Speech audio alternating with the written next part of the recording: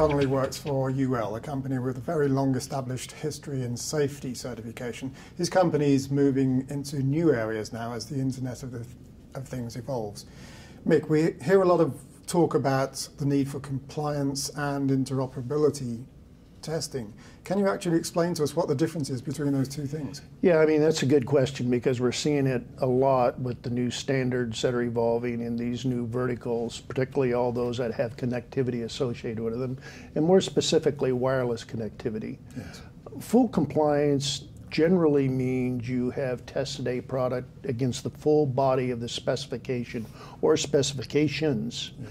Interoperability really means you want different devices that have the same technology from different manufacturers working together as you and I want to use them. So they're really the use cases that come into play there. You want to make sure when you're on an airplane your Wi-Fi works. You want to make sure if you're at home your Internet of Things, whatever that may be, works. Yes. So it's really taking the use cases and testing specifically against them, because you and I can build a product to the same specification, but they may be different for varying reasons. Yes. Interoperability catches that. So I suppose for any manufacturer, there's no real way that they can avoid working with both compliance and interoperability. That's true, but we're seeing interoperability gaining more of a demand in the marketplace. Right. We've seen some models, Bluetooth, Wi-Fi Alliance, I think that's kind of a gold standard. So they've been very successful at interoperability programs, Right. not necessarily full compliance programs. Okay. As we move into the Internet of Things world, Mick, I think life's going to get more complicated. What interoperability challenges do you see evolving? Well, the challenges are that the Internet of Things looks like it's spanning, a number of technologies. So this is not just one technology that needs to have an interoperability program wrapped around it. Mm-hmm. You're going to have, say, Thread, which is a PAN mesh network, but have a gateway that's going to be a Wi-Fi gateway. So Yes. there's still an interoperability for the devices that go in there that touch multiple technologies. So I think it's important for people like UL, laboratories like UL, to get involved early on in these standards and to make sure that there is a well-prescribed interoperability program that satisfies all these stakeholders. So when you and I have an Internet of Things product, it just works, and there's confidence in the marketplace, and that will help the ecosystem grow.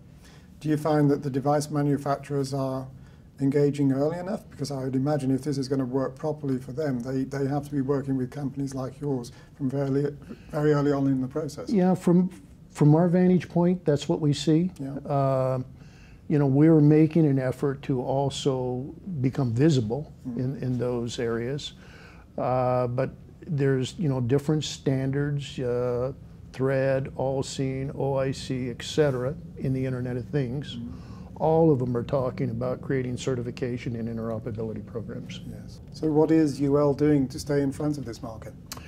UL has invested time and people to specifically track these standards. Yes. That's not necessarily the model for a UL person. But we're specifically reaching out in a new business in the technology area to see what's there, to gain the relationships, to join the memberships, to ramp up our own skills, our own capabilities, our own tools, etc.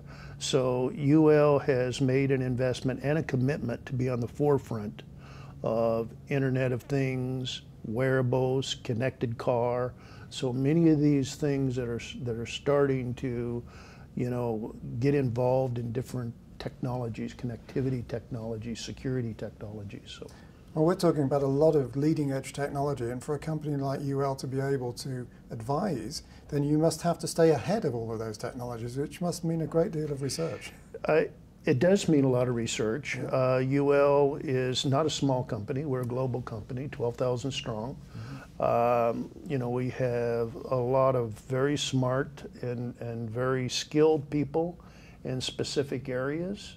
You know, internally, we're making the effort to find the synergy between all the different groups that are touching each of these new technology touch points. Yes.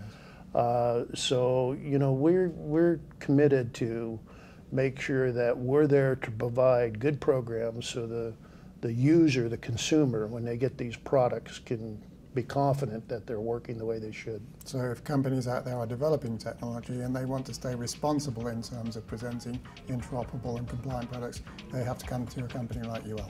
Absolutely. Yep, absolutely. Love to accommodate them. Thank you.